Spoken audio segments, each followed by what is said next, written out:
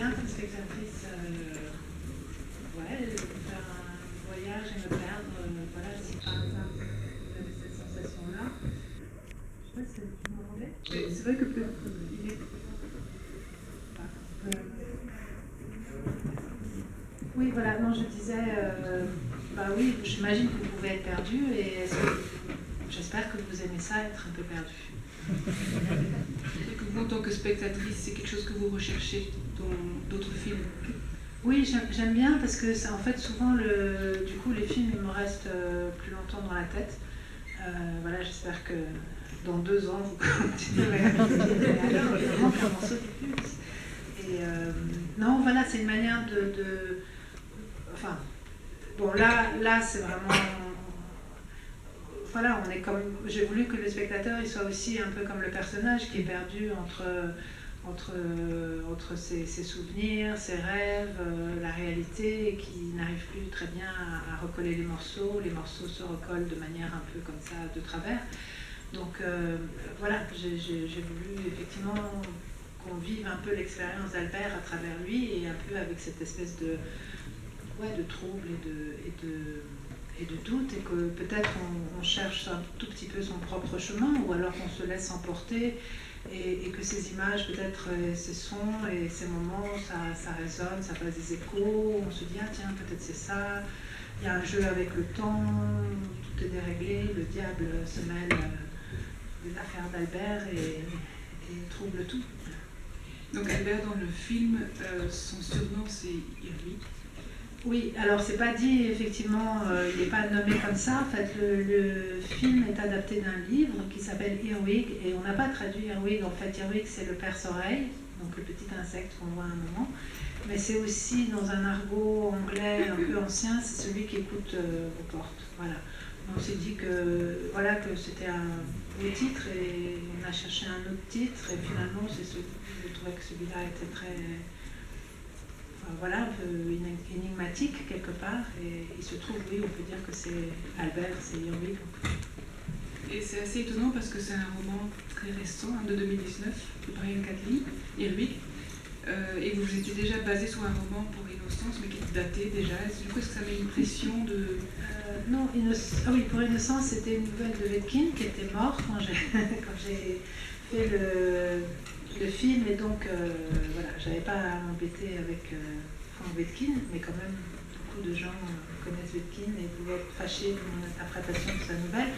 La chance que j'ai eue avec le roman de Brian Catling, c'est que Brian m'a dit, voilà, je veux rien savoir de ce que tu vas faire, fais ce que tu veux. Et je lui ai dit, tu sais, peut-être je vais te trahir.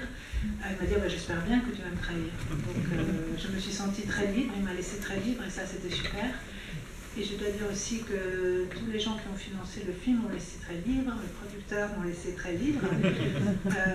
Ils ont parfois pas toujours compris des choses dans le scénario, ils ont compris des choses après, il y a d'autres choses qu'ils n'ont pas compris en voyant le film et qu'ils avaient cru comprendre dans le scénario, c'est dit. Voilà, tout ça pour dire que oui, et que donc Brian Catling a vu le film et ça lui a plu beaucoup, et je lui ai dit, alors tu peux acheter Trahi. Il m'a dit un truc très très généreux, il m'a dit non, c'était une transmutation. Mais je vous encourage à lire le livre qui est extraordinaire, et il y a beaucoup beaucoup plus de choses que dans mon film encore. Pas forcément des explications. En tout cas, il y a une espèce d'ambiance visuelle et sonore vraiment impressionnante. Est-ce qu'elle correspond à l'idée que vous en étiez faite avant le tournage? Ce qui est bien avec les films, c'est que quand on les fait, c'est vivant, quoi. Donc ça bouge.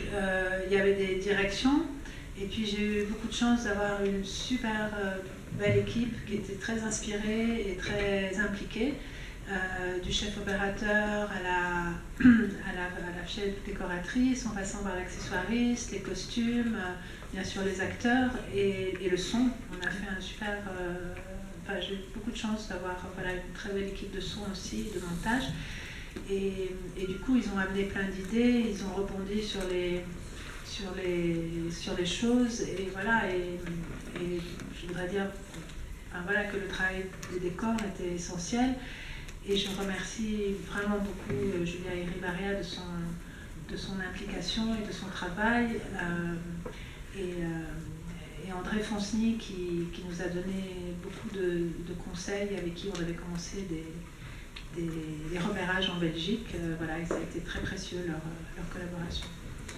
Et j'ai lu que pour l'équipe, justement, c'était pas des conditions très très faciles de tournage à cause de la pandémie. Bah, en fait, j'ai envie de dire presque oui et non, bien sûr. Donc, en fait, on a commencé la préparation juste un peu avant le premier confinement, donc on s'est arrêté en plein milieu. Ça, c'était quand même très violent, surtout que quelque part, on était dans notre bulle et on ne se rendait pas compte, en fait, que ça allait nous arriver. Et après, on a mis 6 mois à pouvoir reprendre le film. Donc oui, on a tourné avec des masques, avec un protocole sanitaire, avec du gel. Et le soir, on rentrait chacun chez soi et on ne se voyait pas comme on voit souvent les gens de l'équipe après coup. Donc ça, c'était pas très drôle, mais ça, je sais pas, j'ai l'impression qu'on était très heureux de faire un film par ce temps-là si difficile. Et que peut-être aussi le fait qu'il n'y avait pas grand-chose d'autre à faire dans la vie, parce que tout était fermé, faisait qu'on était très concentrés sur le film et qu'il résonnait beaucoup, puisque c'est un peu une histoire d'enfermement et les rues vides et tout ça. Ça faisait un écho assez troublant, même bien sûr le film n'était pas conçu par rapport au Covid, mais ça allait quelque part. Dans le public, est-ce qu'il y a des questions? J'ai un autre micro d'ailleurs que je prépare. Ne soyez pas timide. Toutes les questions sont bonnes.